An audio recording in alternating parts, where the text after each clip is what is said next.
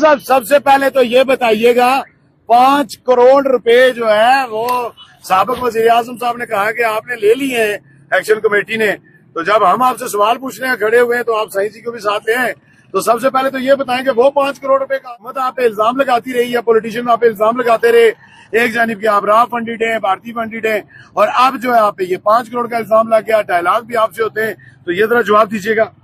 سر میرے لیے قابل احترام ہے، لیکن سائیں جی کو لانے کا مقصد یہ ہے کہ جب بندہ ذہنی توازن کھو دینا تو پھر سائیں جی ایسی حالت ہو جاتی ہے.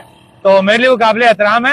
اگر ان کے سینسز کام کر رہے ہوتے وہ ایسی بات نہ کرتے. پہلی بات یہ کہ جموں کشمیر جوائنٹ عوامی ایکشن کمیٹی میں صدر آئی کوئی نہیں.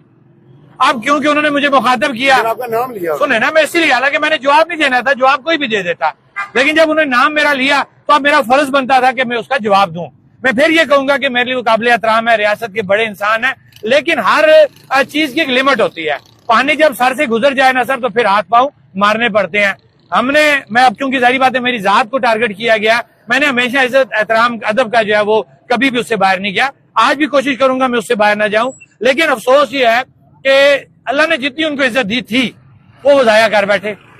جو آج الزام لگا، اور میں یہ آج دعوے سے کہتا ہوں کہ ان کو اب یہ ثابت کرنا پڑے گا کہ انہوں نے کہا جی کہ میں کہیں بیٹھا ہوا تھا تو 2 منسٹر بھی وہاں گواہ ہیں، ان کے سامنے ان کو جی صدر کو جی 5 کروڑ روپیہ ملا.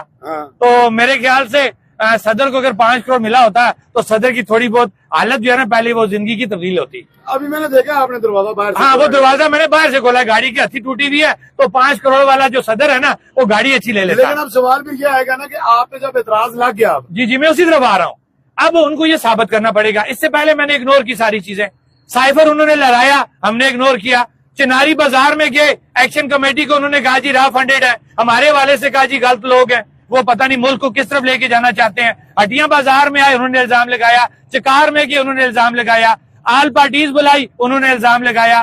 حتیٰ کہ انہوں نے یہاں تک اخلاقیات بھی کچھ ہوتی ہیں، جب وہ خود کہتے ہیں ہمارا ایک آپس کا رشتہ ہے، ہماری اخلاقیات ہے، ہمارا آنا جانا ہماری فیملیز کا تعلق ہے. انہوں نے ایک دفعہ پہلے بھی یہ بات کی جی باغ جلسے میں کہ جی شوکت میرے گھر آیا تھا، تو پٹیکا میں نے جواب دے دیا تھا کہ شوکت آپ کے گھر کیوں آیا تھا.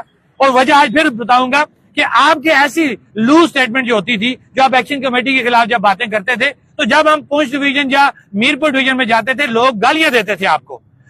میں اور انجل زمان آپ کے گھر گئے، زاہد امین صاحب اس کے گواہ ہیں. میں پھر ریپیٹ کروں گا، جو لوگ پیچھے بیٹھے ہوئے تھے، ہم نے ان سے ریکویسٹ کی کہ ہم نے کہا فاروق حیدر صاحب آپ ریاست کے بڑے ہیں، آپ ایسی لوز سٹیٹمنٹ نہ دیا کریں. ہمیں اس کو تکلیف ہوتی ہے کہ آپ کی ایک فضول سٹیٹمنٹ ہوتی ہے جس کے اوپر تبصرہ کرتے ہوئے لوگ لوز ٹاک کرتے ہیں اور ہم وہاں بے بس ہوتے ہیں.